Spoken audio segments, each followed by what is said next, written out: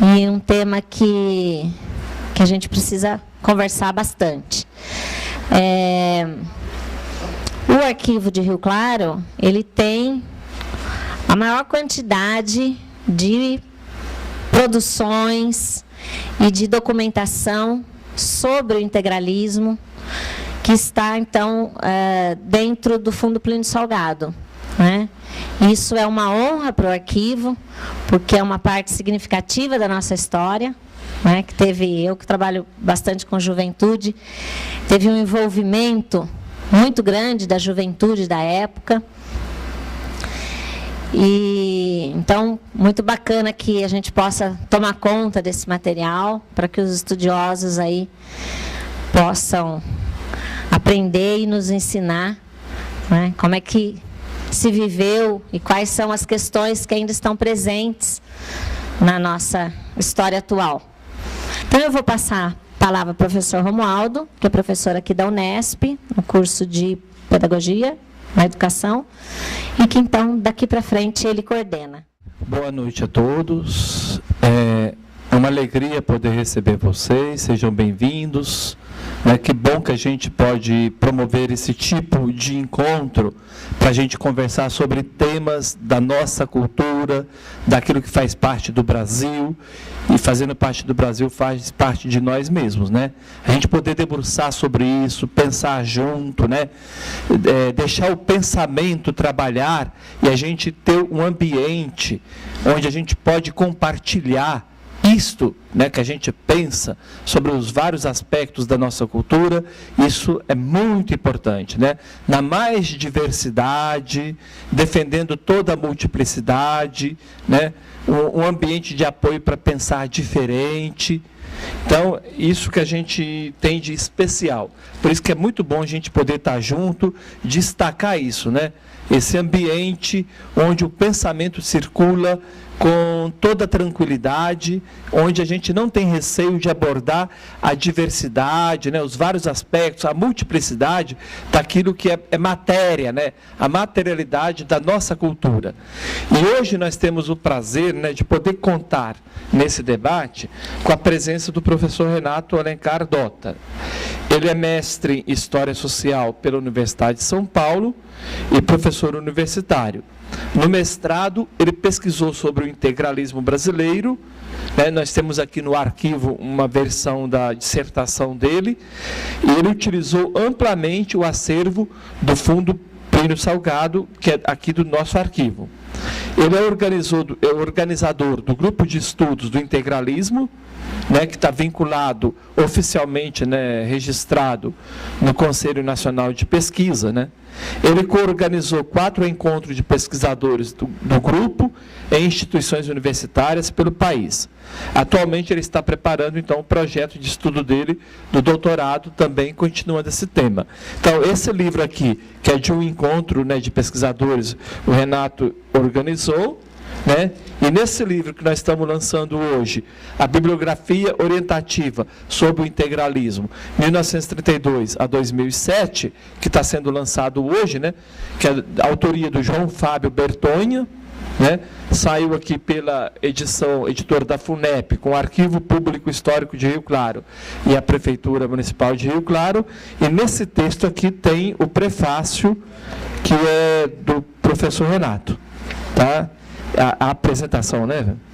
É o prefácio mesmo. É o prefácio, é. Aqui o prefácio. Integralismo, o elo perdido da história, que é o prefácio, então, do professor Renato, que está ali na mesa, né, à disposição depois para pessoas adquirirem.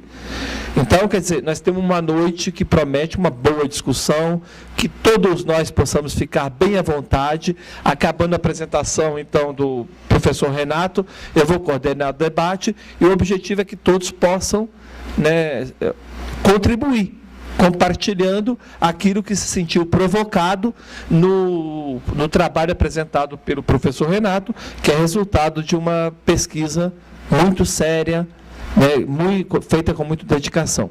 Então, eu passo a palavra agora ao Renato, para a gente aproveitar bem a presença dele entre nós. Obrigado, professor. Boa noite a todos. É um imenso prazer estar aqui novamente, aqui no Arquivo de Rio Claro, né? Um local que eu já vi inúmeras vezes, várias vezes. Na verdade, eu fui mais naquela antiga sede, né? Com a qual eu acabei tendo uma relação mais próxima, né? Aquela antiga sede. Mas aqui eu acho que ele está muito melhor acomodado, né? E, enfim, lá naquela sede, eu construí, porque foi com a documentação do Arquivo Plínio Salgado que eu construí a minha dissertação de mestrado, que não é este livro aqui. Este livro, ele tem um artigo que é baseado num capítulo da minha dissertação, né, mas tem artigos de vários outros pesquisadores de várias partes do país sobre o tema integralismo. Mas acho que hoje é a noite de enfatizar um pouco, antes de eu começar, né, a palestra propriamente dita, enfatizar um pouco mais esse livro, que é da autoria do professor João Fábio Bertonha, né, que não está aqui conosco, porque ele está numa viagem de pesquisa, né, na Itália. E no caso, eu faço o prefácio, né, eu faço o prefácio deste texto, e mostra um pouco as minhas aventuras aí na pesquisa sobre o integralismo, né? Inclusive o Fábio, né, o professor João Fábio, pediu para que eu analisasse, né, não só fizesse uma análise, um histórico do GEINT, né, que é o Grupo de Estudos do Integralismo, né, que o professor Romaldo citou aqui, o qual eu coordeno, e hoje está registrado no CNPq, né, mas também, até por conta da minha pesquisa, da minha curiosidade, eu falo sobre uma convivência que eu tive com integralistas em São Paulo também, né, eu entrevistei vários deles, né, e a gente até acaba fazendo amizade com alguns deles, né. Enfim, e isso está tudo registrado aqui, tá? Depois a gente pode conversar um pouco mais sobre o livro. Hoje, na verdade, eu vou falar sobre um tema que é mais amplo, tá? E mais extenso, que é a questão do fascismo, né?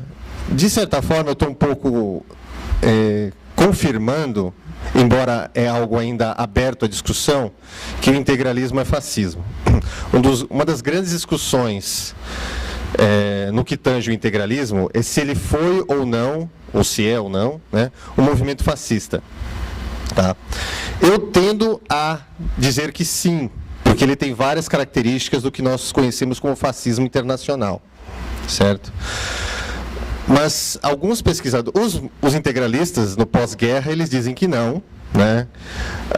Eles dão os motivos deles, que vários deles são questionáveis, outros nem tanto, tá?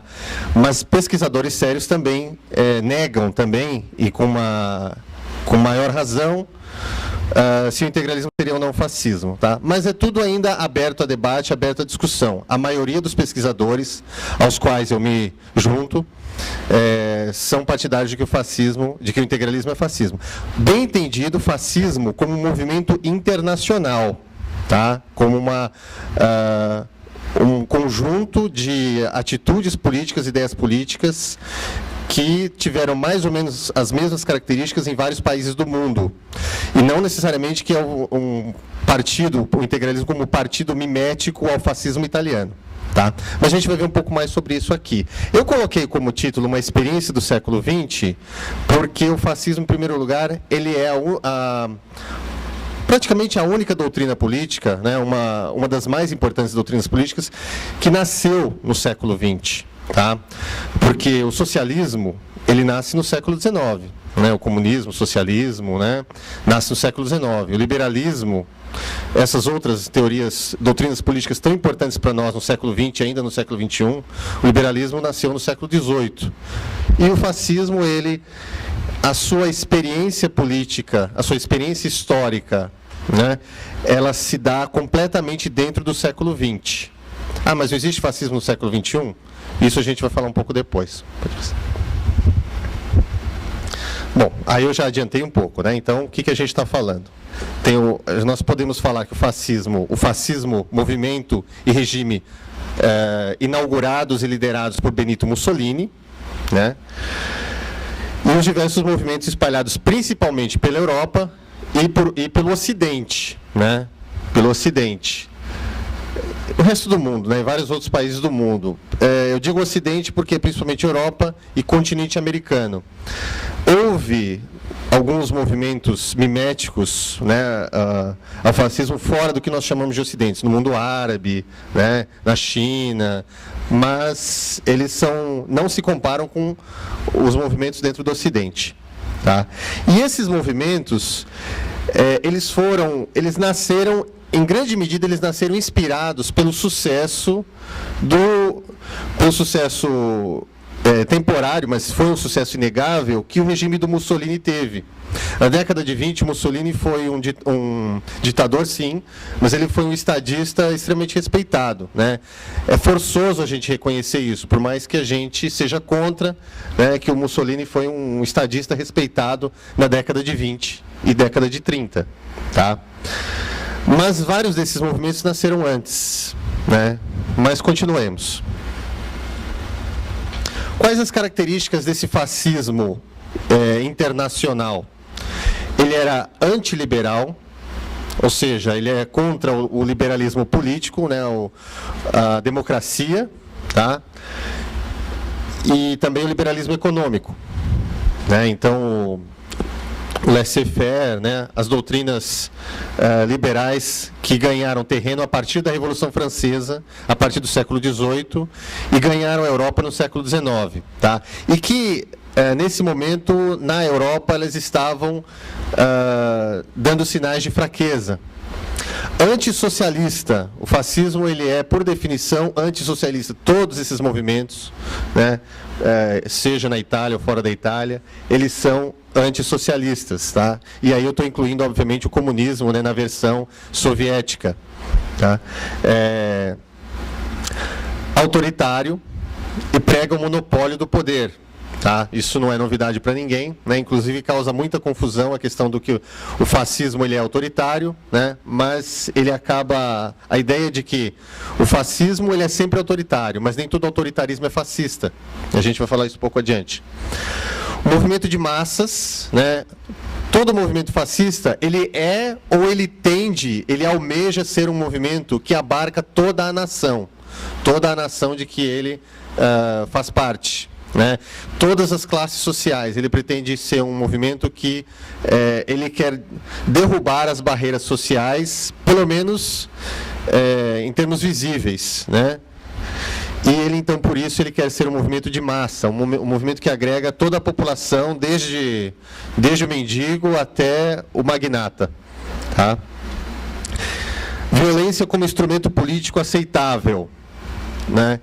Nessa época, início do século XX, a rigor até hoje, né? Mas hoje, digamos assim, a nossa indignação em relação à violência política no mundo, ela é muito maior, né? Mas no início do século XX, até meados do século XX, a violência política era muito mais constante, inclusive no Brasil, né? Como a gente sabe.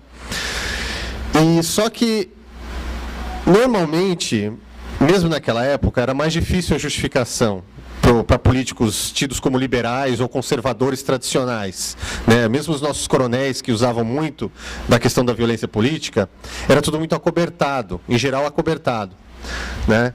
Agora, a violência que o fascismo é partidário, ele prega que a violência ela é legítima na luta política, tá? De que a violência ela pode ser um meio viável de se alcançar o poder político. O fascismo não foi o único movimento a pregar isso, né?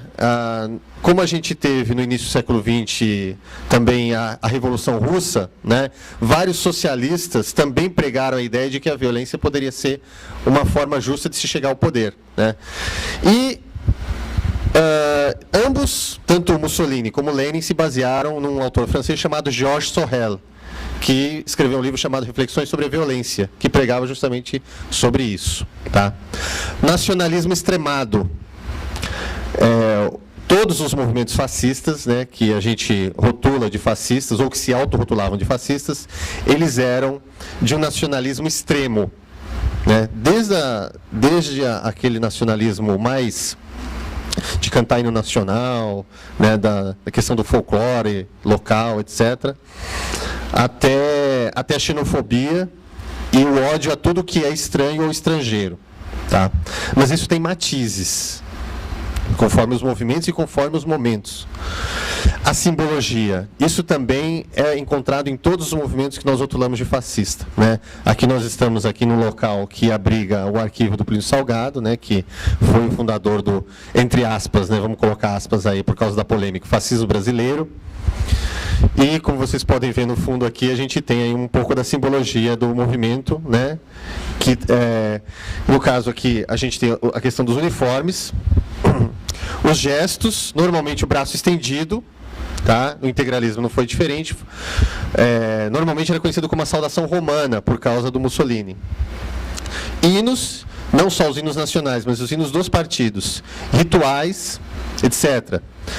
Tendências estatizantes, tá?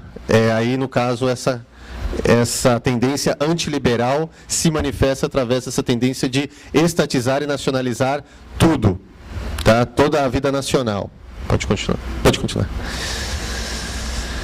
Antecedência dos movimentos fascistas, os movimentos pré-fascistas, tá? A gente tem aí, é super polêmico, pessoal, mas alguns autores colocam a organização super conhecida aí até por causa de Hollywood, né? A Ku Klux Klan, a organização racista norte-americana, tá? É bem entendido, ela é pré-fascista, ela não é fascista, tá? Ela é do final do século XIX, ela surgiu num ambiente de derrota, né, do sul dos Estados Unidos no final da Guerra de Secessão, e depois da abolição dos escravos, os negros ganham direito a voto. E era uma organização secreta, na verdade, o que os movimentos fascistas em geral não são, mas eles usam da violência, ainda antes, né, da obra do Sorrell, eles usam da violência para impor a sua ordem política, tá? No caso, eles faziam linchamento de negros, por exemplo, nos locais de votação onde os negros votavam, eles iam lá, arrebentavam tudo, assassinavam as pessoas, etc. Tá? E eles tinham uniforme, que era aquela roupa que parece uma roupa de fantasma, né?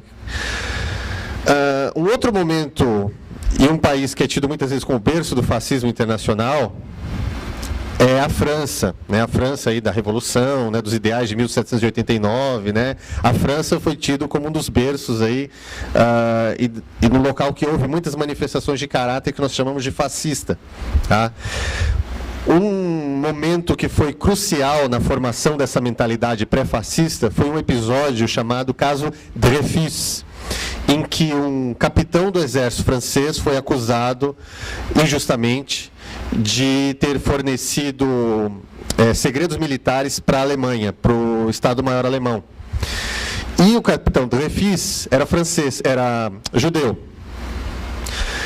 Isso motivou um antissemitismo que estava em estado latente na França, né, que teve outros momentos anteriores, né, houve ondas de histeria antissemita antes, e nesse momento, foi em 1895, foi um pretexto para que houvesse uma histeria antijudaica, antissemita na França. Tá? E aí surgiu uma organização que também é tida como precursora do fascismo, que é a Action Française, a Ação Francesa, né, de um monarquista chamado Charles Maurras. Tá?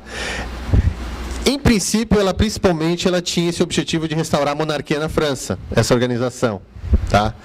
Mas ela vai ter vários ideais que vão ser adotados por movimentos fascistas na França e em outros países. Um outro exemplo de pré-fascismo também, talvez mais de pré-nazismo, né, mas é o Karl Lueger, que foi prefeito de Viena, né, no final do século XIX, então Império Austro-Húngaro.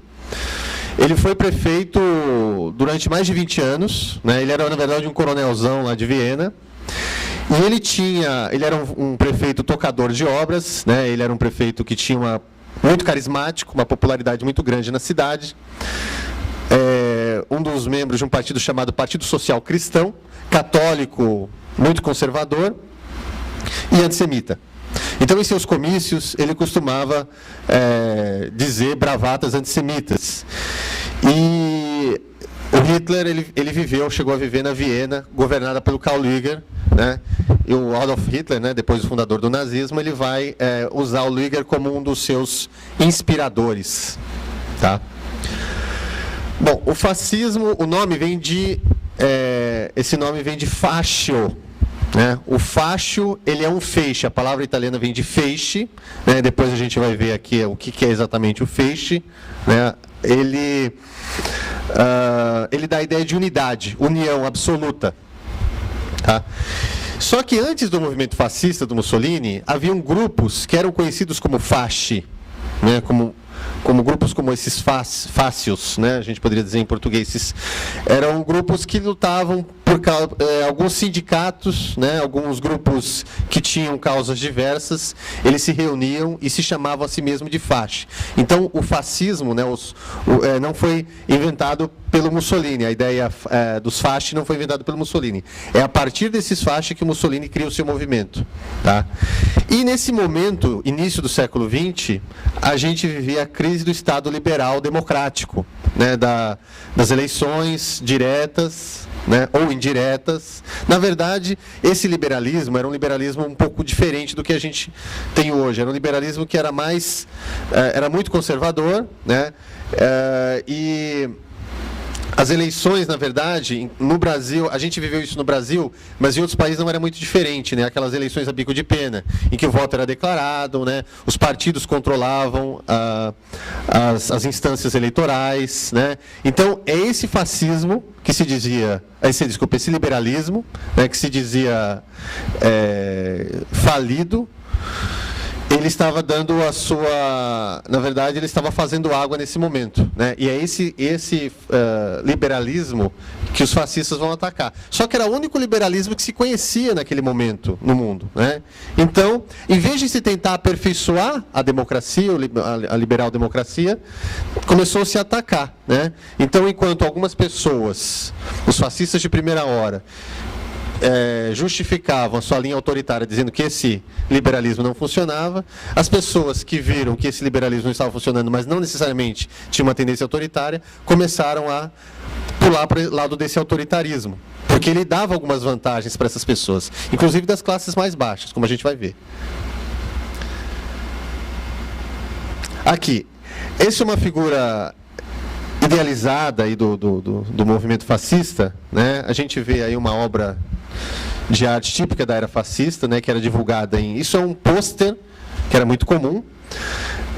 Nós tínhamos revistas, né, que usavam toda essa arte, né, essa abstração do movimento fascista. A gente tem aí uma representação abstrata de um soldado fascista, tá? Ele está nu porque, no caso, é uma inspiração neoclássica, né? Quer dizer, a gente é como aquela inspiração dos gregos e romanos, aquelas estátuas gregas e romanas, que retoma nesse início do século XX, há uma volta a essa base artística, a esse modelo artístico, tá? Isso que ele está segurando na sua mão esquerda é o fascio. Tá? Esse símbolo ele remete à Roma antiga, tá? E ele era usado pelos imperadores romanos, com a ideia de união, de que o Império Romano ele estava unido. E o machado ali na ponta, ele dava a ideia de força, de poder, de violência, se quiserem. Tá? Ali na sua cabeça tem uma boina tipicamente fascista, né, usada pelos fascistas. A adaga, ela simbolizava a guerra, e a guerra como justa também, né? Como força e como violência justas. O crânio simboliza o culto à morte. Tá? O fascismo, esses movimentos fascistas em geral, no integralismo isso nem tanto, tá? Mas no caso do fascismo italiano e mais ainda do nazismo, o culto à morte é muito forte. O culto à morte no sentido daqueles que morreram em batalha. Tá? Quem morre em batalha é a morte mais sublime e mais bela que se pode ter, segundo essa concepção. Tá? E ali uma bandeira italiana, como que forrando ali a pedra, né? Também como o símbolo máximo da pátria. Tá? Bom, o início do fascismo italiano propriamente dito. Tá? Na Primeira Guerra Mundial, a Itália estava entre os países vencedores. Só que, como a Itália teve uma péssima campanha na guerra, ela só nominalmente ela esteve entre os países vencedores. Ela teve a sorte de estar ao lado dos países vencedores, os aliados. Tá? Só que teve um sacrifício humano muito grande, né? E houve levantes populares generalizados no país, né, reivindicando reforma agrária, reivindicando direitos do trabalhador, né, greves forravam o território italiano. Isso não era só na Itália. A situação da Europa, no final, não só na Europa, né, mas na Europa principalmente, no final da Primeira Guerra Mundial, era caótica. Para vocês lembrarem, né, a Rússia estava vivendo a sua revolução, né, em 1917, né, inclusive a Rússia sai antes do final da guerra, porque quando os bolcheviques tomam o poder, para se concentrarem na luta revolucionária, né, para derrotarem a antiga ordem, eles saem da guerra. Tá? E isso causa um medo generalizado nas elites europeias e mundiais. Tá? Na Alemanha também estava se vivendo uma situação caótica, né? Greves, levantes populares também, chega até a haver um soviete de Munique, né? E na Hungria também ao soviete de Budapeste. Só que esses sovietes de Munique, de Budapeste, têm vida breve, eles são rapidamente derrotados. Mas eles têm uma vida suficientemente longa, né, coisa de alguns meses, para apavorar a elite italiana. E isso vai fortalecer os grupos de pessoas que vieram da guerra, os veteranos que vieram da guerra, né, e que estavam desempregados, mas não compactuavam, não participavam daqueles levantes populares por uma falta de afinidade política. Né? Então, era um grupo de desempregados que tinham muita energia para gastar ainda, estavam jovens, né? Estavam desiludidos, né, com a pouca atenção que a Itália tinha tido após a guerra, né, pela parte dos aliados, e eles são contratados por vários industriais e donos de terra para ir dar uma surra naqueles camponeses e operários que estavam fazendo greves e levantes agrários. Tá? O Mussolini, ele se aproveita dessa situação. Ele era um socialista, ele participou do Partido Socialista, ele era um dirigente, ele não era um pequeno militante, ele era um dirigente do Partido Socialista, e durante a guerra ele rompe com o partido. Né? E ele lidera vários desses fasci, que são esses grupos de arruaceiros que vão desbaratar os grevistas. Né? E o Mussolini, com todo o carisma que ele tem, ele consegue reunir esses grupos. E aí ele forma um partido, o Partido Nacional Fascista, em 1919, em Milão. Tá? Medo de um processo revolucionário comunista, como ocorria na Rússia, de forma mais breve em outros pontos da Europa, aproximou fascistas da elite, como eu já vinha dizendo. Conivência e apoio secreto de autoridades aos fascistas. Né? Então, teoricamente, esses fascistas que eventualmente matavam ou batiam nos socialistas, né, eles eram levados a júri, mas os juízes faziam vista grossa e acabavam ou dando penas muito leves ou simplesmente libertavam esses fascistas, tá? Porque vários dos juízes eles eram latifundiários, eles eram industriais. O exército fornecia armas de uma forma secreta. Prefeitos indicavam onde estavam os socialistas a serem combatidos, muitos destes desarmados. Então havia de repente uma sede socialista, né? Às vezes eles estavam só em reunião, uma reunião tranquila e tal. Os fascistas iam lá na calada da noite, iam lá e atiravam, né? Iam com facas e tudo mais. Bom, o Partido Nacional Fascista participa das eleições. Em 1921, eles entram dentro do Bloco Nacional do Governo. Tá? E eles ganham algumas cadeiras no parlamento. Tá? Inclusive, o próprio Mussolini é eleito deputado. Embora os fascistas não tinham uma maioria dentro do parlamento, a fraqueza do governo liberal faz com que o rei da Itália, o Vittorio Emanuele, convoque o Mussolini para ser primeiro-ministro da Itália. Tá? Para tentar acabar com essa situação de levante que estava havendo em todo o território italiano. O Mussolini aceita, só que ele faz digamos assim, para mostrar um poder do seu exército fascista, ele forja uma marcha sobre Roma, como se os seus partidários tivessem entrado em Roma e tomado o poder de assalto, o que não era verdade. Tá? Mas a marcha sobre Roma, ela fez história. Tá? Ela ficou super conhecida, né? E ela ficou como a subida do fascismo ao poder. E aí começa a aventura do fascismo histórico. 29 de outubro de 1922. Tá? Essa data, 29 de outubro, ela vai ser depois comemorada por vários grupos fascistas, inclusive o Miguel Reale, aqui no caso do integralismo, ele tenta instituir como uma data, como se fosse o 14 de julho da Revolução Francesa. Os liberais têm o seu 14 de julho, nós teremos o nosso 29 de outubro, nós do fascismo internacional. O fascismo no poder. Ele se caracteriza como partido único, todos os outros partidos eles são dissolvidos, e quem quiser ter uma vida política dentro do país tem que entrar dentro do partido fascista. Expansionismo militar.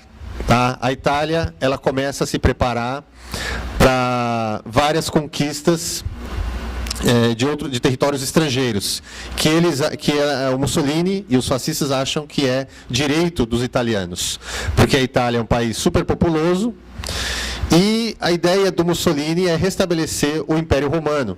A ideia dele é que todo o Mediterrâneo voltasse a ser agora dos italianos. Tá? Ele dizia que o Mediterrâneo era o Mare Nostrum, que é como os romanos, na época do Império, há 2000 anos antes, chamavam o Mar Mediterrâneo. Tá?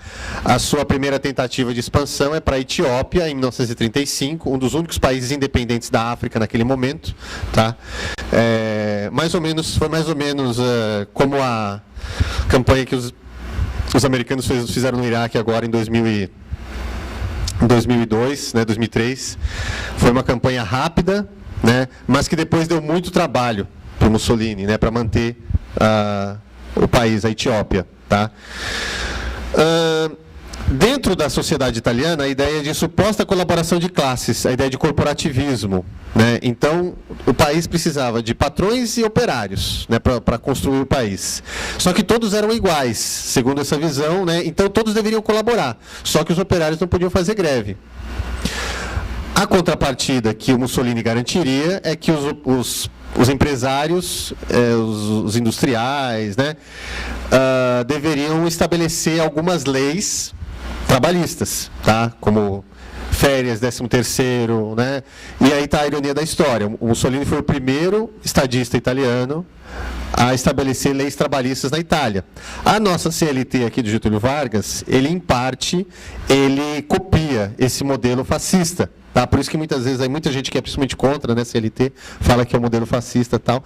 Mas a gente tem que lembrar o seguinte: o Mussolini ele fez isso, mas eram reivindicações que os socialistas vinham tendo já desde o século XIX. Os movimentos trabalhistas diversos, não só na Itália, como na Europa toda, vinham tendo desde o século XIX. Ora, então ele repele esses movimentos, mas ele se apropria das ideias. Tá? E o corporativismo, a ideia é a seguinte, é de que não deveria haver sindicatos de operários. Os sindicatos deveriam ser por produção. Tá? Então, por exemplo, deveria ter o sindicato dos metalúrgicos. Então, deveria ter a parte dos operários e a parte dos empresários, no mesmo sindicato. Cada um teria direito a um voto, o que, teoricamente, daria uma ideia de união. Mas, normalmente, não é o que acontecia. Tá? Culto ao chefe do partido, o Duce, o que é o líder, né? Confundido com o chefe pai da nação. Culto à ordem, seduz as pessoas. A Itália, ela estava dando sinais de ordem naquela época, né? Então pessoas influentes ou não, em todo o mundo, viam a Itália como um exemplo a ser seguido. Tá? E isso contamina pessoas em todo o mundo, inclusive aqui. Militarização da sociedade e da vida do cidadão comum. Desde os 7 anos, a pessoa, homem ou mulher, deveria entrar numa organização paramilitar para começar a ter treinamentos paramilitares, para que fosse o futuro soldado, homens e mulheres. No caso da Itália, havia os balilla, né, que eram as crianças uniformizadas e que tinham treinamento paramilitar, visando aí a futura participação deles numa guerra. Aqui uma definição do fascismo por ele mesmo, pelo líder, né, do fascismo, que é colocado na enciclopédia italiana. Na época da enciclopédia italiana, na época do fascismo, tinha essa definição, e até hoje ela continua com essa definição sobre o que é o fascismo. Aqui eu peguei um trecho. No que diz respeito ao futuro e ao desenvolvimento da humanidade em geral, o fascismo, a parte quaisquer considerações de política contemporânea, não crê nem na possibilidade nem na utilidade da paz perpétua. Portanto, rejeita o pacifismo, que só esconde uma renúncia à luta e uma covardia em face do sacrifício. Somente a guerra leva todas as energias humanas ao máximo de tensão e imprime a marca da nobreza aos povos que têm a virtude de enfrentá-la. A guerra é para o homem o que a maternidade é para a mulher. Tá? Vejam como é forte, então, a ideia do belicismo no regime. Bom, aqui o caso alemão, tá? Que, segundo alguns autores, seria o paroxismo que o fascismo atingiu, a forma mais aguda, né, do fascismo. Há alguns autores que dizem que, no caso, negam, né, por exemplo, a questão do fascismo ser totalitarismo. Né? A Hannah Arendt, né, que é uma autora liberal, né, ela é alemã, judia alemã, se estabeleceu nos Estados Unidos, né, ela fugiu do nazismo. Ela advoga que o nazismo era totalitário. O fascismo italiano não conseguiu ser totalitário, ou seja, dominar todas as esferas da nação. Mas o nazismo conseguiu, assim como o stalinismo na Rússia. Tá? Bom, aqui nós temos um cartaz de um comício do Partido Nazista. Aí nós temos um soldado SA, né, que era uma milícia paramilitar do Partido Nazista. O texto diz: vamos para o comício popular em 9 de agosto. É um cartaz eleitoral, né? Então os nazistas estavam concorrendo a vagas no parlamento e eles tinham também uma divulgação imensa, né? Uma divulgação imagética imensa. Tá? Pode passar. Hitler antes de ser Führer. Hitler não era alemão, ele era austríaco, né? Isso acho que todo mundo sabe, né? Ele nasceu numa cidade bem na divisa da Alemanha com a Áustria. Ele era de uma classe média, seu pai era funcionário de alfândega, funcionário público. Tá? E a sua experiência como homem, né, como ser humano, não como político, né, mas, digamos assim, o batismo, né, do Hitler, na verdade, vai ser nas trincheiras, na Primeira Guerra Mundial, porque na sua juventude ele tentou ser artista, e ele era um artista frustrado, tentou entrar na Academia de Artes de Viena, né, ele foi recusado, as suas obras foram recusadas, ele ficou revoltado, e o que ele viu como canalização das suas frustrações foi a guerra, a declaração, quando a Alemanha declara guerra, a Alemanha e a Áustria, né, declaram guerra na Primeira Guerra Mundial, em 1914, ele se alista como voluntário. E ali ele vai ter uma experiência que vai marcar toda a sua vida, né, toda a sua trajetória posterior. Tá? Quando a Alemanha perde a guerra em 1918, ele tinha sido atingido, né, por gás mostarda, e ele está num hospital militar se recuperando, ele tinha ficado temporariamente cego, e ele recebe nesse hospital militar a notícia de que a Alemanha assinou o armistício. E ele ficou extremamente revoltado, porque ele achava que a Alemanha tinha potencial para continuar na guerra, né? O que não era verdade, né? Mas ele achava que, não só ele, né, se espalhou na Alemanha a ideia de que a Alemanha tinha sido apunhalada pelas costas, que tinha sido traída por maus alemães. E entre esses maus alemães estavam os comunistas, que estavam fazendo greves, e os judeus. E aí, toda a sua vida posterior, ele disse que se dedicaria a lutar contra esses dois grupos de mal ou não alemães, na visão dele, comunistas e judeus. E logo depois ele se reabilita, né, e ele volta à vida civil, e a Alemanha está numa situação parecida da Itália, em termos de desempregados, né, todos aqueles veteranos de guerra sem ocupação, né? Vários deles vão se entrar em vários partidos, vão criar partidos, e o Hitler ele é contratado pelo exército para ser um espião, para entrar dentro desses partidos e ver reuniões, né, de partidos subversivos e fazer anotações, né, mais ou menos como o DOPS fez aqui durante a ditadura, né? E ele entra num partido com um nome bem suspeito, Partido dos Trabalhadores Alemães, que tinha acabado de ser criado. Só que o líder desse partido, dos trabalhadores alemães, ele tinha ideias assim, diferentes dos socialistas, né? Ele até dizia que o trabalhador alemão estava sofrendo e tal, mas ele era um líder antissemita, que era o Anton Drexler, que era um ferreiro, e ele começa a fazer discursos, né? E aí o Hitler ele começa a simpatizar com esse partido. E ele entra no partido. Ele abandona esse emprego no exército e entra no partido. E dentro do partido, o Hitler ele tem um carisma muito forte, ele domina o partido todo. E esse antigo fundador ele é eclipsado pelo carisma do Hitler, né? E 1919 é o ano, né, como vocês lembram, é o ano em que o Partido Fascista Italiano também é fundado. Só que enquanto o Mussolini, 3 anos depois, ele já está no poder, na Alemanha o processo vai ser um pouco mais longo. Então, o antissemitismo, né, como eu já expliquei, vai ser uma das bases do programa do Partido Nacional Socialista dos Trabalhadores Alemães, né, que o Hitler ele dá esse novo nome ao partido, chamava-se Partido dos Trabalhadores Alemães, mas ele dá a ideia de que o Hitler ele simpatiza com a ideia de socialismo, mas o socialismo não deve ser internacional, não deve ser o socialismo que seria o marxista, né? Deveria ser um socialismo nacional, só para os alemães, tá? E nesse Partido Nacional Socialista, e aí a abreviatura dele é Nazi, né? Os judeus teriam que estar excluídos. Isso não acontece, e é bom que isso fique claro, isso não acontece no fascismo italiano. O fascismo italiano, de origem, ele não é antissemita. Tanto é que havia uma seção de fascistas judeus. Havia fascistas judeus na Itália. E isso vai acontecer em alguns outros países do mundo também, tá? Mas na Alemanha, não. Na Alemanha, desde o início e sempre, o nazismo, o fascismo alemão, é antissemita, tá? Violência nas ruas, da mesma forma que no caso da Itália. Há o culto aos mártires, né, como eu falei, o culto à morte. Numa dessas batalhas de rua, há um dos líderes nazistas locais, ele é morto, um jovem advogado, ele é morto, e ele é transformado num herói. E isso vai dar ele é transformado em mártir da causa do nacionalsocialismo, é o Horst Wessel. E o Joseph Goebbels, né, que vai ser depois ministro da propaganda, ele vai fazer um culto muito forte a esse Horst Wessel, vai criar um hino, e vai ser o hino oficial do Partido Nazista, o Horst Wessel Lied, o hino de Horst Wessel, tá?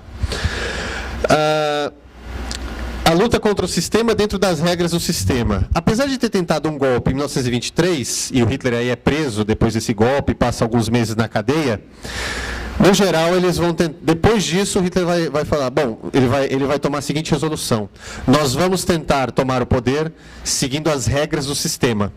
E aí eles se candidatam a eleições, tá? Durante a maior parte da década de 20, o Partido Nazista ele tem resultados eleitorais irregulares, tá? Mas com a crise de 29 isso vai mudar. A reconquista da honra. Uma das bandeiras do Partido Nazista é a revisão ou a abolição do Tratado de Versalhes, que obrigava a Alemanha a pagar indenizações de guerra aos países vencedores da guerra, e que estava fazendo com que o país tivesse uma crise econômica sem precedentes. Hiperinflação, desemprego, quase um quarto da população desempregada, o que era, em parte, verdade.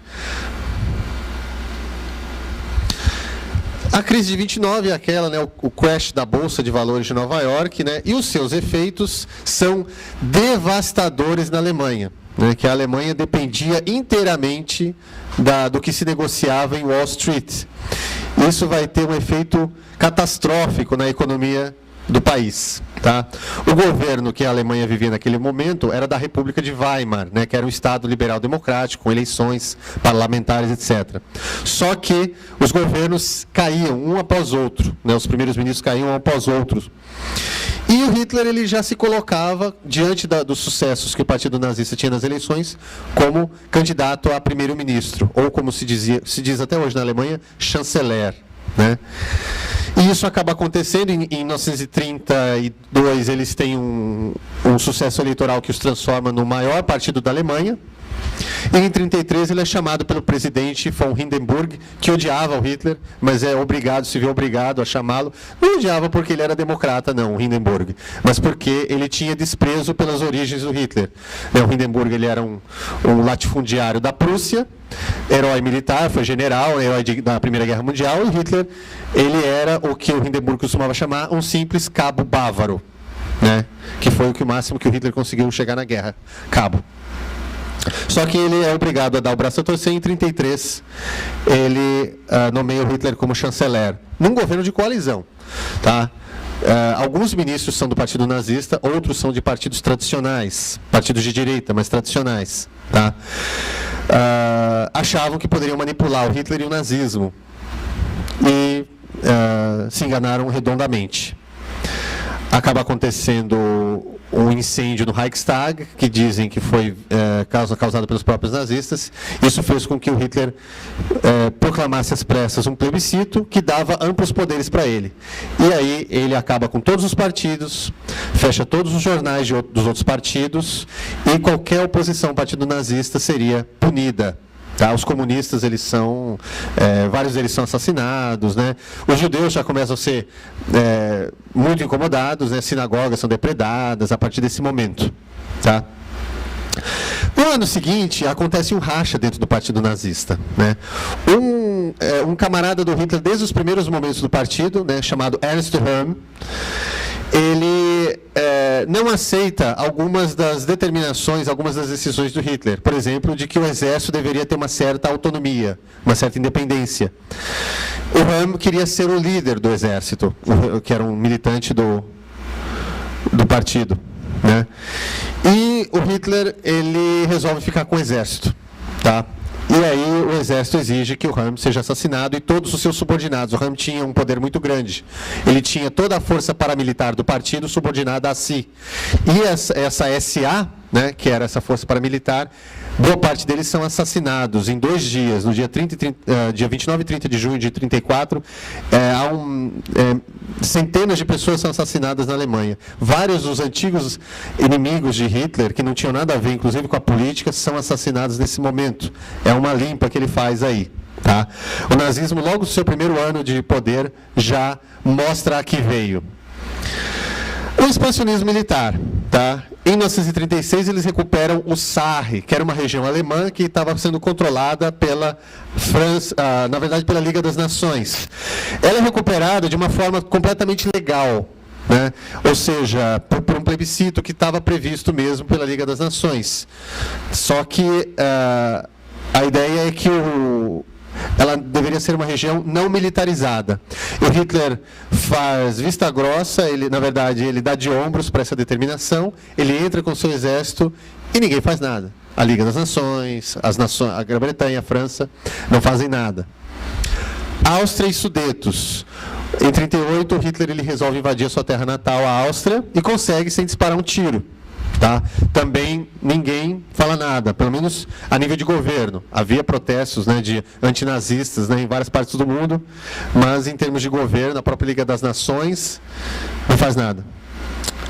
Ele invade a região dos Sudetos, que era uma região de minoria alemã, que ficava na Tchecoslováquia. E em 1939 ele invade a Tchecoslováquia completa em março.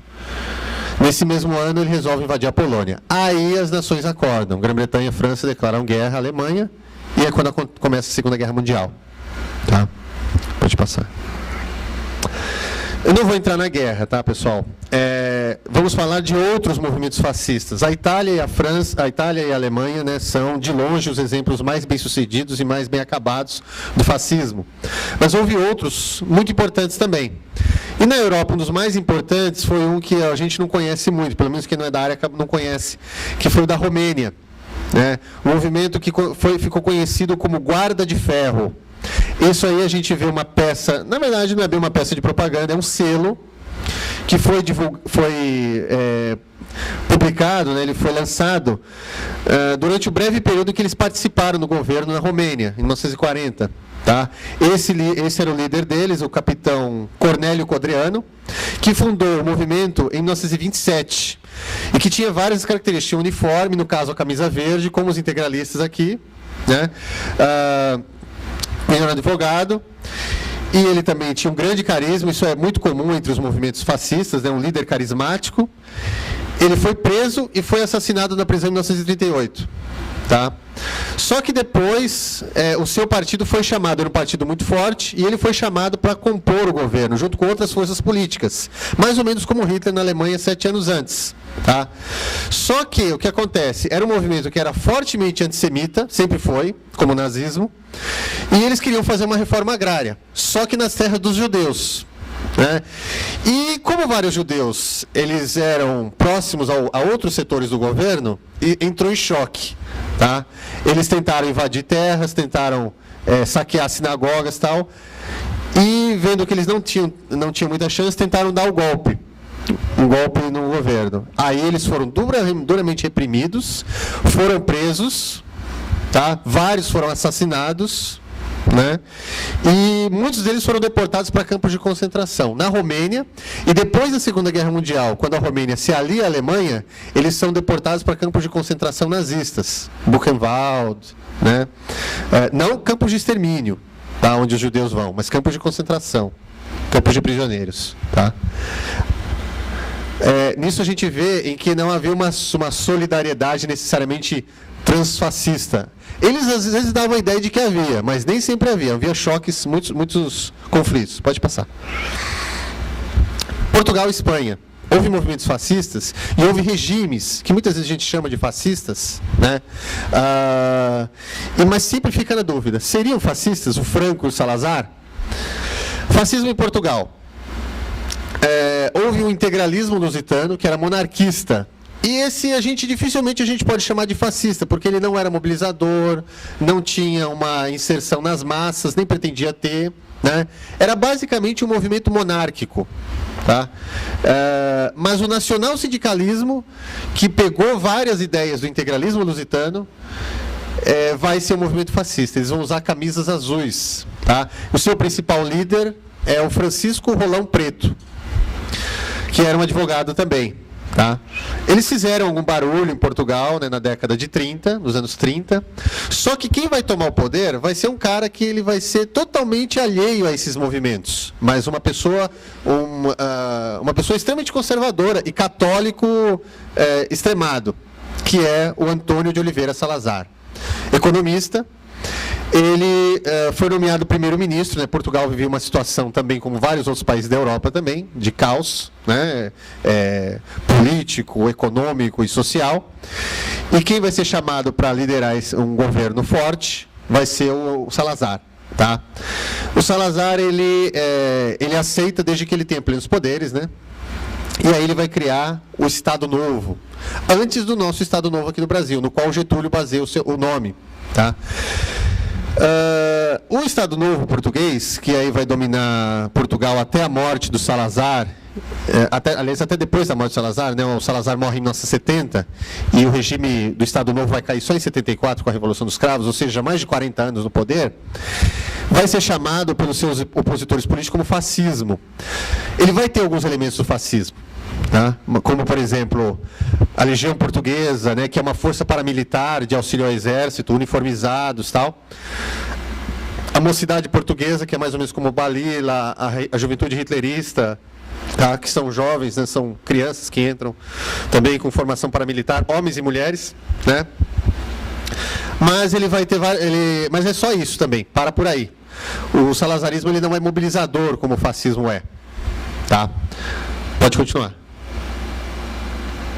Aqui nós temos duas imagens aí. Aí a gente até vê uma diferença muito grande, inclusive, das duas personalidades, né? O Rolão Preto e os seus camisas azuis. Ali ao centro a gente vê o líder, né? Dos nacional-sindicalistas, sendo saudado, aí, fazendo a saudação romana. E o Salazar ali, numa postura, uma foto oficial, é verdade, né? De terno e gravata, mas ele sempre aparecia assim em público. Né? Ele era grande amigo aí do cardeal Cerejeira, né, que foi um bispo que tinha um grande poder em Portugal, né, e o catolicismo nunca foi tão forte em Portugal como nessa época. Tá? Na Espanha.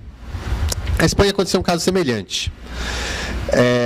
Houve um movimento também fascista, também chamado de camisas azuis, eles usavam camisas azuis, né, o nome, na verdade, era Falange. Falange Espanhola. Né? A Falange é um grupo de pessoas, é uma espécie de grupo paramilitar. Né? Não só... houve outras falanges aí ao longo da história, né? Até na Guerra Civil do Líbano teve falanges também. Né? É uma formação militar. Né? E no caso aí a Falange Espanhola, ela tinha as mesmas características aí do fascismo italiano. Tá? E o seu principal líder era o José Antônio Primo de Rivera, que foi filho aí de um ditador espanhol, né, da década de 20, cuja ditadura não deu certo, tal.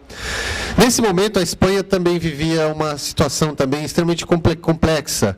Em 31, a República tinha sido proclamada e a esquerda ela avançava nas eleições. Né? Havia uma esquerda que estava avançando muito grande, os comunistas, socialistas, anarquistas. Né? O anarquismo espanhol era fortíssimo nessa época. Aliás, nesse momento, década de 30, era um país do mundo onde o anarquismo era mais forte. E as elites também apavoradas aí com esse avanço da esquerda. Acabou acontecendo em 1936 a Guerra Civil Espanhola, que foi motivada por uma vitória arrasadora que a esquerda teve em 1936 pela Frente Popular, né? E que o general Francisco Franco, que não tinha vínculos com o falangismo, não tinha vínculos políticos, o falangismo, mas era um homem extremamente conservador, ultracatólico, né? E violentamente anticomunista, fez um levante militar. Só que esse levante ele foi repelido no primeiro momento.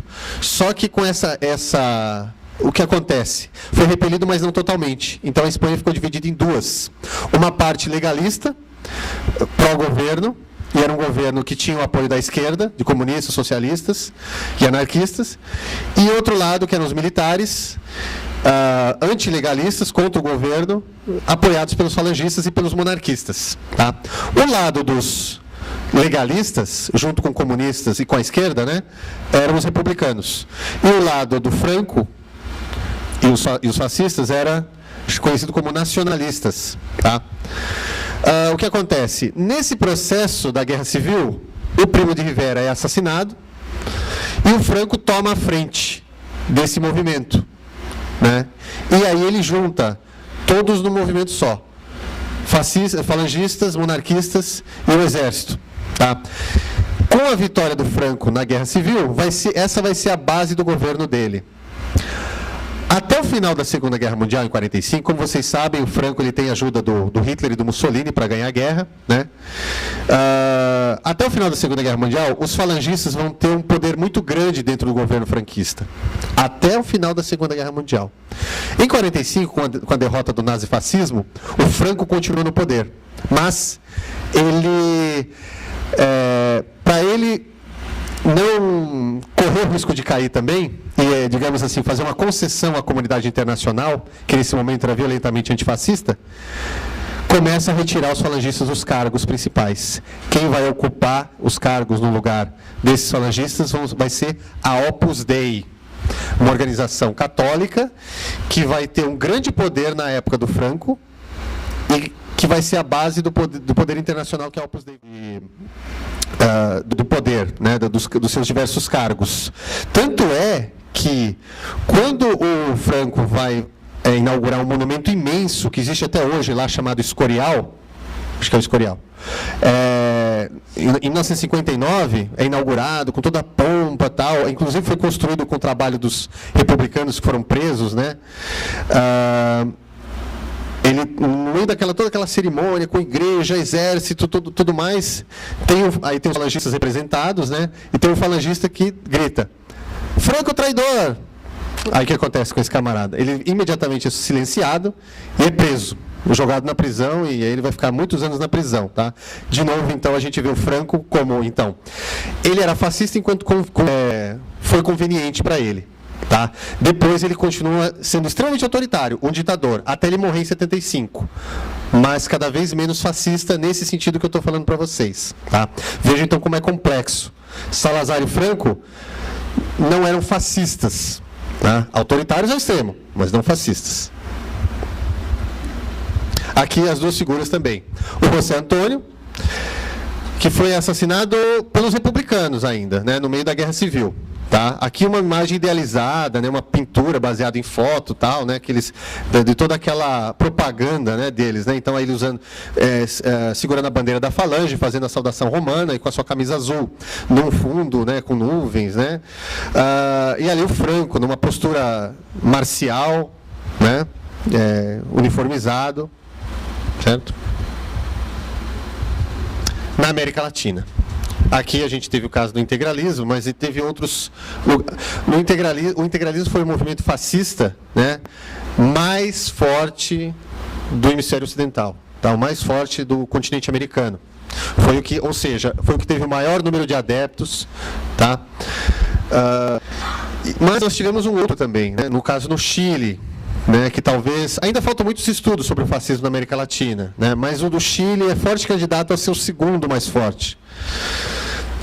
Ele foi liderado por um advogado. É engraçado que ele funcionou exatamente no mesmo momento que o integralismo. Ele foi fundado em 1932 também, né?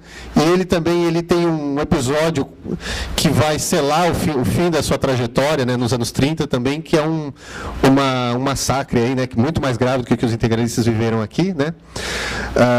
Em 1938, né, que é quando acontece aqui a intentona integralista, que tentam assaltar lá o Palácio do Getúlio, o Palácio Guanabara.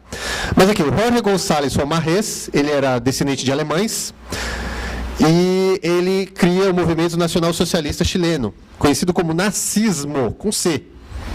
Tá? Ele consegue arregimentar alguns fiéis, alguns milhares de fiéis, né? E participa de eleições, mas não consegue adquirir um grande número de votos. Tá? Eles vão ser detidos no massacre do Seguro Obreiro, que é a Previdência Social lá no Chile. Foi uma tentativa de golpe, né, numa campanha eleitoral. Né, na campanha eleitoral estavam apoiando um dos candidatos a presidente, que não era o candidato do presidente naquele momento, não era o candidato presidencial, era um candidato de oposição direitista, mas de oposição. E eles fazem um desfile, e depois do desfile eles tentam tomar de assalto a Universidade Chilena e tomar esse Ministério da Previdência Social. Tá? E eles são dominados, tá? E depois de dominados, eles são todos levados para o prédio da Previdência Social e fuzilados, certo? 63 militantes são fuzilados friamente. Tá? Depois disso, o movimento caiu em descrédito. Né? Inclusive, o presidente perdeu a eleição também. O presidente, naquele caso, ele perdeu a eleição, inclusive por conta desse massacre aí. Mas os nazistas, eles não se beneficiaram disso. Quem acabou ganhando foi a esquerda. O único país da América Latina, naquele ano, nos anos 30, que teve uma vitória de esquerda. Tá? O presidente era o Pedro Aguirre Cedra. E o Salvador Allende, que depois seria o presidente, né, do Partido Socialista Chileno, ele foi ministro nesse governo. Tá?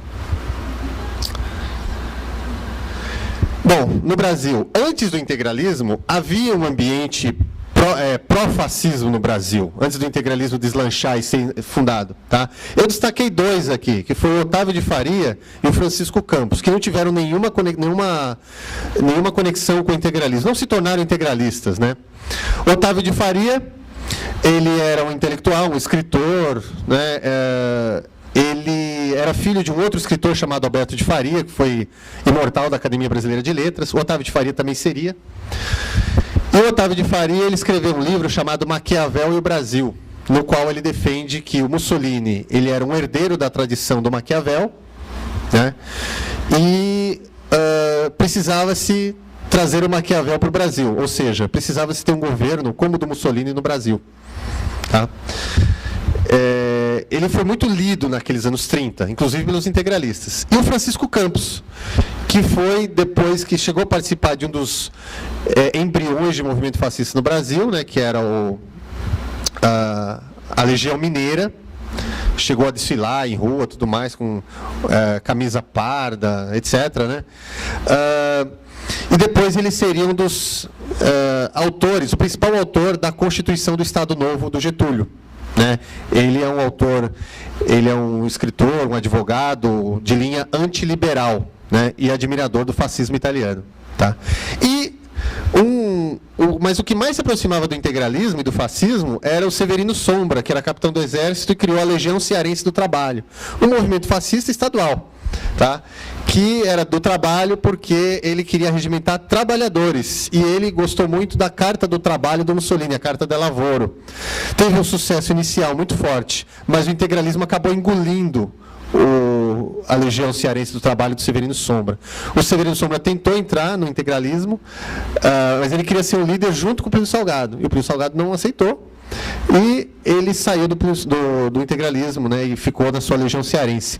Quem começou a militar na Legião Cearense do Trabalho e depois foi para o integralismo foi o Dom Helder Câmara, tá? Bastante conhecido.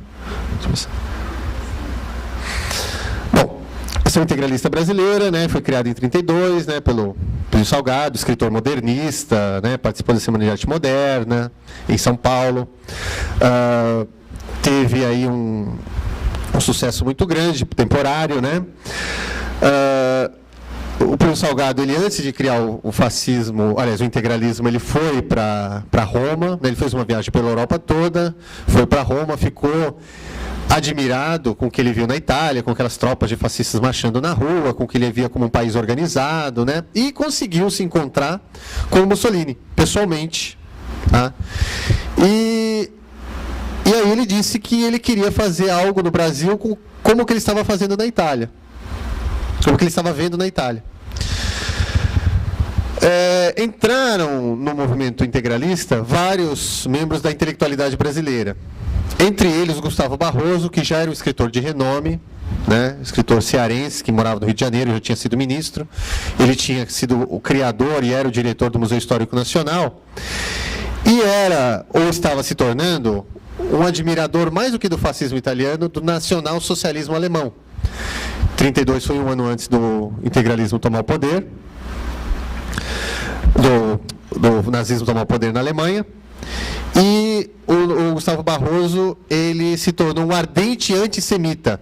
Ele foi o tradutor no Brasil de um panfleto apócrifo, que é tido como uma espécie de bíblia antissemita, chamado Os Protocolos dos Sábios de Sião, né, que foi um documento inventado nos porões da polícia czarista, né, no final do século XIX, e o governo nazista dava nas escolas isso aí. Foi publicado aos milhões na Alemanha nazista, foi dado nas escolas, e o Gustavo Barroso, inclusive, era um defensor de que, apesar desse documento já ter sido provado como uma fraude, o Barroso era um defensor ardente de que ele era válido, de que ele inclusive publicou um estudo, né, de que da suposta validade desse documento. O Miguel Reale, né, que ele era mais próximo do corporativismo fascista. Tá? Ele era um grande admirador dos pensadores do corporativismo fascista, os advogados, os juízes, né, que pensavam o fascismo enquanto corporativismo. Alfredo Rocco, etc. Tá? As obras do Reale estão calcadas nessas obras aí. Tá? É bom a gente notar também que o antissemitismo no integralismo ele não era doutrinário, como era no nazismo alemão. Tá?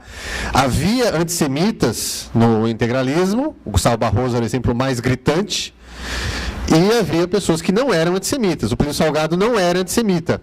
Tá? O Miguel Reale também não era antissemita. Certo? Mas eles toleravam o antissemitismo nas suas fileiras. Os jornais integralistas, alguns deles tinham textos violentamente antissemitas, inclusive do próprio Barroso.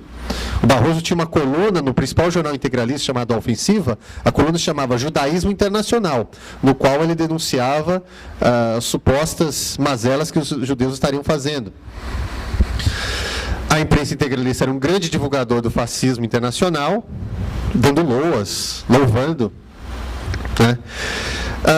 Depois, em 1938, né, como eu falei para vocês, o integralismo é colocado na ilegalidade em 1937, quando Getúlio proclama o Estado Novo. Eles são desbaratados ao longo dessa ditadura, né, do Getúlio, e depois eles vão formar um outro partido, bem mais moderado, né, que é o Partido de Representação Popular, que aqui tem uma grande documentação sobre ele. Né? O Plínio Salgado vai ser o líder desse partido também, né, mas vai participar de eleições e vai participar de governos também. Né? Inclusive o Juscelino, né, vai chamar membros do PRP, do Partido de Representação Popular, para cargos, né? Mas ele não vai ter uma participação tão forte, não vai ser um partido tão forte como foi o integralismo dos anos 30, tá? Ele não vai ter mais marchas, vai ser um integralismo desfascistizado também, tá? Aí, duas figuras também do fascismo latino-americano. O Jorge González Fomarés, né, aí diante aí dos seus adeptos fervorosos aí, e o Plínio, em posição semelhante também, né? Ali, no caso, o Plínio aí está fazendo um discurso no rádio, um discurso para a rádio, né? Pode passar. No caso do fascismo da América Latina, a gente tem o caso dos regimes, né, que também se chama fascista, que eu sou um pouco cauteloso também em chamar de fascistas, né? Acho que a gente tem que tomar muito cuidado, e as personalidades menos ainda, né? O caso o Getúlio Vargas e o Juan Domingo Perón. Tá? O Getúlio realmente ele foi admirador do Mussolini na década de 30, ele tinha uma tradição autoritária, né, do positivismo gaúcho, e era um grande admirador do Mussolini. Tá? Assim que ele pôde, ele deu o golpe em 37, né, o golpe do Estado Novo, com a carta que é baseada na Constituição polonesa, né, da ditadura do Piłsudski, lavrada pela pena do Francisco Campos, né, que nós já falamos. Só que o Getúlio era mais complexo que isso. Tanto é que na Segunda Guerra Mundial ele primeiro declara neutralidade e depois ele vai passar para o lado dos aliados. Ele pensa geopoliticamente, ele não pensa em termos doutrinários, ele pensa, não, eu estou no hemisfério que é dominado pelos norte-americanos, então é melhor ficar do lado dos norte-americanos. Aí ele se coloca ao lado dos aliados, cede as bases que os americanos precisam e manda tropas para a Europa. Tá? E aí, ele, num primeiro momento, ele cai, né, em 45, quando o fascismo é derrotado na guerra. Ele cai, né, o Estado Novo cai, só que politicamente ele sobrevive, tanto é que ele volta anos depois ao poder. E de uma outra forma, sem nada de fascismo. Muito pelo contrário, né? Ele se torna um líder populista, né, que não lembra nada daquele líder do Estado Novo, pelo menos na linha política. O peronismo, né? O peronismo ele é mais próximo ao fascismo. Ele foi mais ousado nessa linha do fascismo, aí, vamos dizer, né? Ele era um grande admirador do Mussolini, ele foi adido militar na Itália, né, durante o governo fascista. E em 43, quando há um golpe militar, o Perón está entre os conspiradores. E esse golpe militar, a Argentina, durante toda a Segunda Guerra Mundial, ela é neutra. Tá? E em 43, quem toma o poder lá é uma linha de militares pró-eixo, pró-nazismo. Tá? Só que eles continuam na neutralidade. É impossível ser pró-eixo no hemisfério ocidental, por essas questões geopolíticas. Mas eles se mantêm firmes na neutralidade. E, na verdade, eles só declaram guerra à Alemanha 2 semanas antes da Alemanha se render. E o que acaba sendo uma coisa mais verbal, né, do que de fato mesmo. E aí acontece, nesse final da Segunda Guerra, em 45, esse governo ele cai, tá? E são proclamadas eleições no ano seguinte, em 46. E o Perón é o candidato. Durante esses 2 anos em que ele estava nesse governo militar, pró-eixo, ele foi ministro do Trabalho e vice-presidente. Ele teve um grande poder. E ele colocou também na prática, na Argentina, a legislação trabalhista que também não havia no país. A Carta del Lavoro, que ele adaptou ao modelo argentino. E ele também era muito carismático, e ele era aquele líder popular que ia no meio dos operários, dos sindicalizados, tal. Ele ia lá no meio dos açougueiros, né? A Argentina é um grande exportador de carne, né? No meio de todo aquele pessoal dos matadores, tal. Coisa que boa parte da elite argentina tinha nojo, né? De ir no meio daqueles matadores. Ele ia lá e cumprimentava o pessoal, tal. Fazia uma média com os operários, né? Com o povão. Isso deu uma popularidade imensa para ele. E ele foi um fortíssimo candidato às eleições de 46. Tá? Nessa campanha, os americanos estavam apoiando maciçamente o candidato contra o Perón. E um embaixador americano na Argentina, em Buenos Aires, falou em entrevistas, falava, Perón é nazista, Perón é fascista. Né? O Perón, ele, muito espertamente, ele canalizou isso falando, isso daí são forças estrangeiras querendo dominar a política argentina. Ele ficou como nacionalista e ele foi eleito. Tá?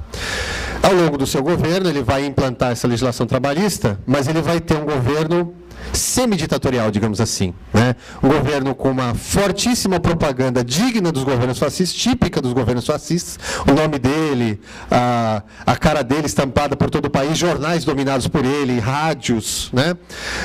E da Eva Perón, né? Mas com eleições e tal, mas é oposição com sem a mínima chance, né? E o governo dele vai ser muito polêmico, porque ele vai acolher vários dos nazistas fugidos da Europa. Né? O mais famoso dele, o Adolf Eichmann, que depois vai ser capturado, né, por forças israelenses, vai ser julgado e condenado à morte em Israel. E o Joseph Mengele, que primeiro foi para a Argentina e depois veio para o Brasil. Tá? Mas, inclusive, o Perón dava cargos para essas pessoas. Davam cargos, claro, cargos apagados, mas às vezes cargos de poder. Banco Central, né, posições estratégicas dentro de instituições estratégicas, Banco Central, ministérios estratégicos. Tá? Pode passar. Bom, após a guerra, o fascismo cai em descrédito. Né? O Holocausto, né, o massacre de 6 milhões de judeus, causa um impacto muito forte. E a própria Segunda Guerra Mundial, né, ela causa um impacto, ela exaure o mundo. Né? E a Alemanha e a Itália, né, que eram os dois grandes porta-vozes do nazifascismo, né, são fragorosamente derrotados. O Hitler, com aquela sua morte patética, né, inclusive, né, os países aliados eles invadem, né, a Alemanha e a Itália, e o Partido Nazista ele é colocado na ilegalidade. Até hoje ele é ilegal no país.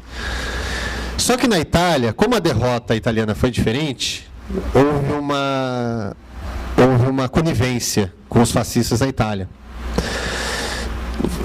Na lei diz que também o partido fascista ele é ilegal. Não existe partido fascista na Itália, não pode existir. Né? Só que os fascistas eles se reagruparam numa associação denominada, um partido denominado Movimento Social Italiano, MSI. Tá?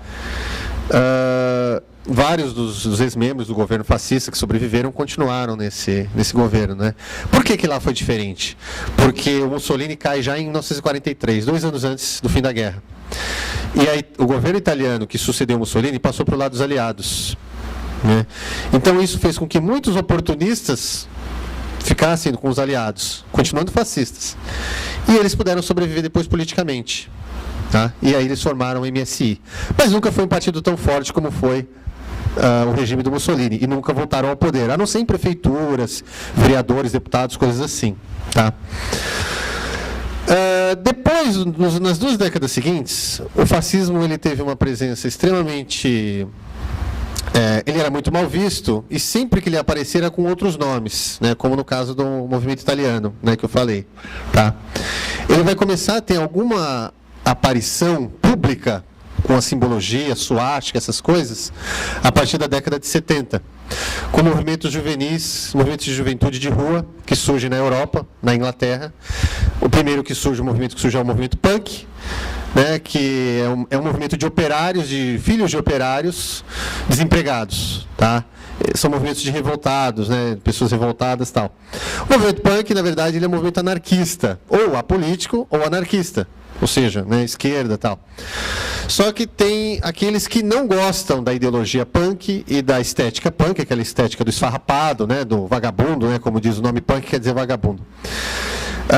E surgem então os skinheads, né, os cabeças raspadas, que em princípio também sem ideologia, eles só queriam, digamos assim, só fazer arruaça na rua. E enfrentar os punks nas ruas. Mas aos poucos eles começam a ter uma ideologia xenofóbica, racista, tá? Contra os imigrantes, que também começavam a chegar na Europa a partir desse momento. E aí eles vão começar a adotar uma estética nazista e fascista, usar suásticas, tá?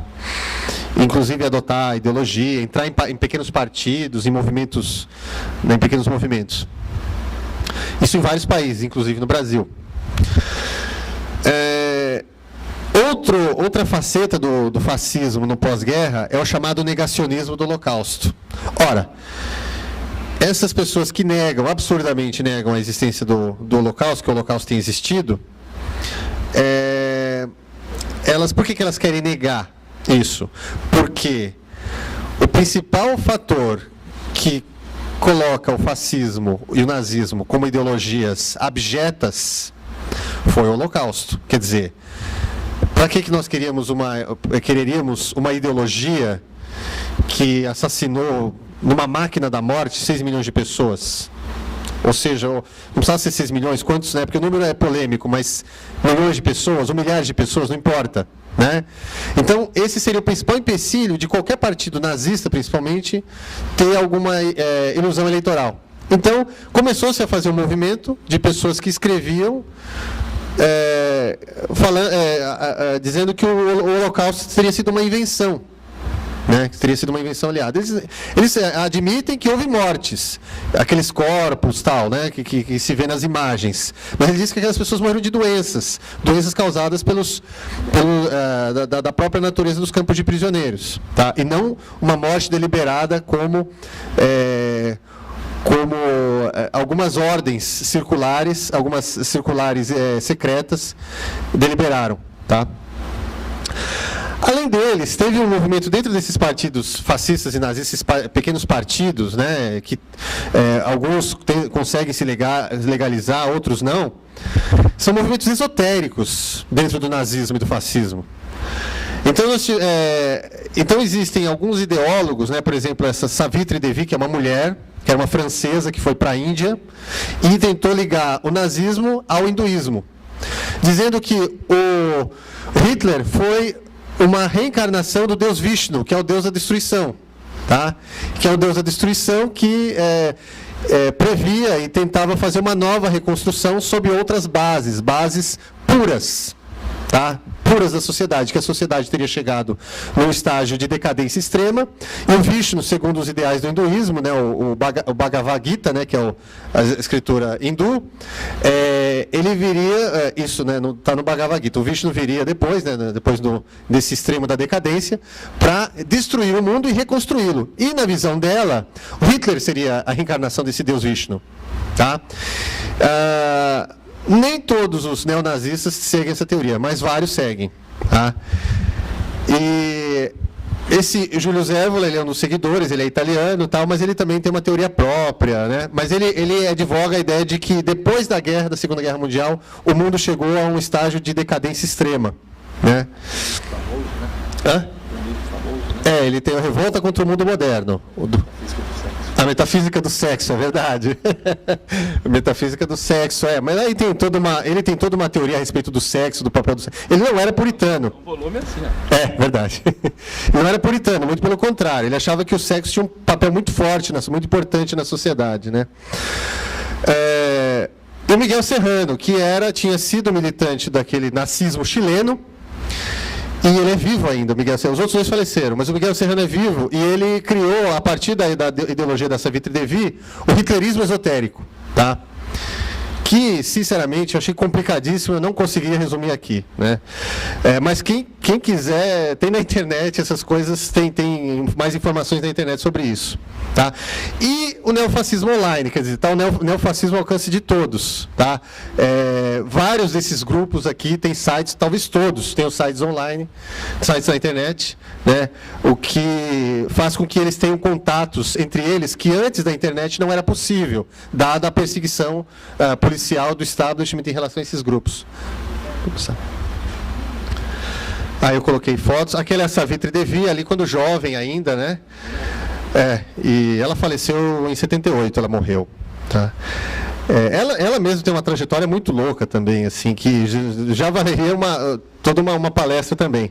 E o movimento skinhead aí, que já é mais conhecido, a gente já vê até na mídia e tal, né? Deixa eu passar. Bom, aí eu só queria reforçar a questão do fascismo como epíteto, né? O fascismo ele foi tão forte na sua época, e ele ficou tão marcado por causa da Segunda Guerra Mundial, que ele se transformou num epíteto, né? Então, o fascismo é uma ditadura, é verdade, mas nem toda ditadura é fascista.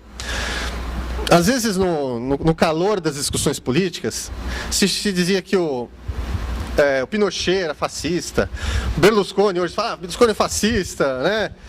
O regime militar no Brasil era fascista, Médici e tal, né? Por conta de toda a truculência que muitas vezes eles tinham. Hã? Pois é, alguns ainda dizem, né? Também. Não vou entrar na polêmica, não. Até Stalin, né? Por exemplo, o próprio Trotsky, né, dizia, né, na sua luta contra o Stalin, dizia que o Trotsky, o Stalin, na verdade, estava edificando um Estado fascista na União Soviética, e muitos trotskistas dizem isso. Mas, por mais truculento e violento e totalitário que o Stalin tenha sido, a gente tem que tomar cuidado para não misturar as coisas, né? A gente até pode dizer no calor do embate político, mas não confundir, a TFP, né, também chamada de fascista e tal. Mas a gente... dentro do contexto histórico, o fascismo é isso aqui, é mais ou menos isso que eu tentei falar para vocês. Fora disso, a gente tem autoritarismos, a gente tem ditaduras, né? Falar às vezes até o patrão, meu patrão é um fascista, né? Mas é autoritário, né? Mais perto, tá, desculpa. Eu achei que estava atrapalhando. Mas o fascismo, ele tem características próprias. É mais ou menos, mal comparando, como, por exemplo, hoje nem tanto, mas na época da ditadura militar, qualquer pessoa que tinha uma ideia socializante era comunista. Fulano é comunista. Ou até alguns anos atrás, né? Lembra quando, antes do Lula ser presidente, né? Falando, Lula e o PT são comunistas. Quando o PT chegar ao poder, a sua casa não vai ser mais sua, né? Você vai ter que dividir a sua casa com outras pessoas, né? Se dizia que o PT era comunista e tal, né? Então, da mesma forma que o PT nunca foi comunista, e hoje, mais do que nunca, a gente tem prova disso, né? Essas pessoas também não são fascistas, tá? E não é qualquer um que é comunista também, tá? Pode passar.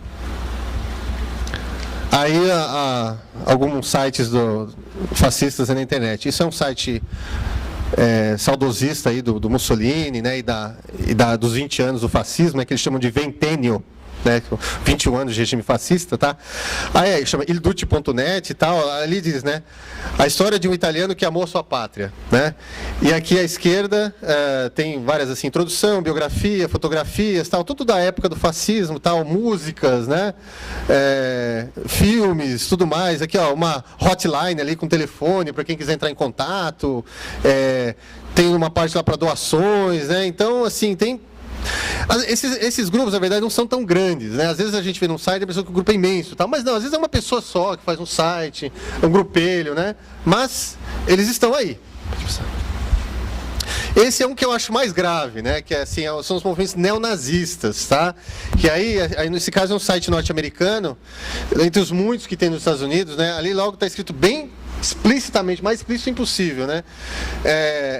Racismo violento extremo, né? Então Revolução Branca é a solução final, né? Então eles já pegam aquele termo solução final do Holocausto que os nazistas usaram no Holocausto. Vocês veem ali um Hitler furioso ali ao lado de uma suástica flamejante, brilhante, né? E ali o nome do provedor do site ali chamado Powered, né? Ou seja, é provido por hate, ou seja, ódio. O nome do próprio provedor é ódio já, né? E são movimentos que são de supremacia branca. Tá? Ali embaixo, ali ao lado daquelas bandeiras nazistas ali que a gente vê, embaixo vocês têm a bandeira do Sul Confederado, né? Que é da bandeira dos estados do Sul que lutaram na Guerra de Secessão, vários deles aí simpáticos a Ku Klux Klan, né? Isso aí é só isso que eu ia passar.